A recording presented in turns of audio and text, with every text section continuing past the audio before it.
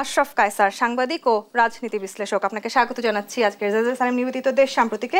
অনেক ধন্যবাদ। জি দর্শক, আমি তাসনিফা তন্নি থাকছি আজকের এই আলোচনায় আপনাদের সাথে। একটু যে জায়গাটিতে আসলে আমি শুরু করেছিলাম যে টানা দীর্ঘ 17 বছর বাঙালি একেবারেই অতিষ্ঠ হয়ে উঠেছিল এবং যে সরকারকে আসলে আমরা দেখেছি, তাদের কট্টর শাসন আমরা দেখেছি, নির্মমতা তো আমরা দেখেছি, সেখান থেকে আমাদের বেরিয়ে আসতে হয়েছে। সেই বেরিয়ে আসতে যিনি আমাদের হাল ধরেছেন কিংবা জনগণ আসলে যাদেরকে বাংলাদেশের এই দায়িত্ব দিয়েছেন তাদের উপর প্রত্যাশার ভার অনেক বেশি। সেই ভার কখনো কখনো হয়তো চাপেরও সৃষ্টি করছে। সেই চাপ আমরা কাটিয়ে উঠতে পারবো কিনা?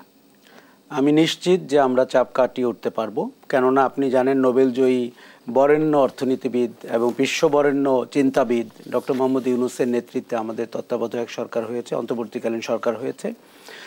তার সঙ্গে কিন্তু বাংলাদেশের যোগ্যতম এবং বরেণ্য সব মানুষ উপদেষ্টা হিসাবে যোগ দিয়েছেন এবং তারা ঠিক জানেন কোন প্রেক্ষাপটে তারা সরকারের দায়িত্ব নিয়েছেন এবং 16 বছর বাংলাদেশে কাদের শাসন ছিল এবং আমরা জনগণের দৃষ্টিভঙ্গির জায়গা থেকে কোন জায়গায় দাঁড়িয়েছিলাম। এখন আমার ধারণা প্রফেসর ইউনূস খুব সুন্দর করে বলছেন, উনি তো দারুণ কথা বলেন, উনি এত উজ্জীবিত করতে পারেন মানুষকে।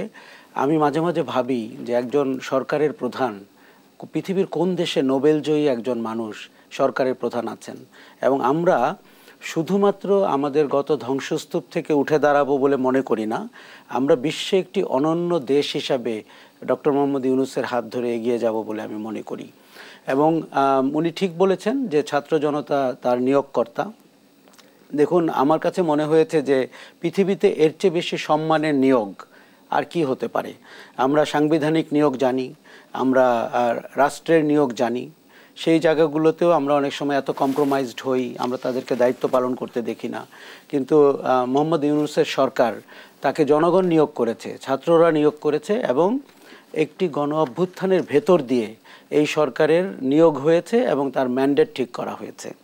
আপনি দেখুন, আমরা যখন ব্রিটিশ রাষ্ট্রের কথা বলি, আমরা বলি যে তার কোনো লিখিত সংবিধান নেই, তাকে ওইভাবেই চলতে হয় রিচুয়াল দিয়ে।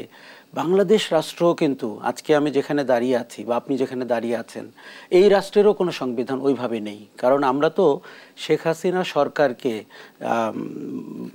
পাশ কাটিয়ে জনগণের অভ্যুত্থানের ভেতর দিয়ে এবং এই সংবিধানকে পাশ কাটিয়ে জনগণের অভ্যুত্থানের ভেতর দিয়ে এই সরকার প্রতিষ্ঠা করেছি।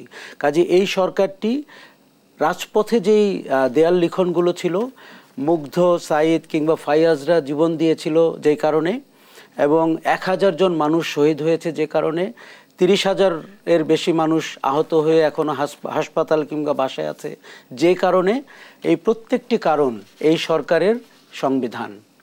এবং এই সংবিধান রচিত হয়েছে রাজপথে, এই সংবিধান রচিত হয়েছে 36 দিনে, এই সংবিধান রচিত হয়েছে 20 থেকে 22 লক্ষ মানুষের ঢাকা শহরে 5ই আগস্ট নেমে যাওয়ার ভেতর দিয়ে।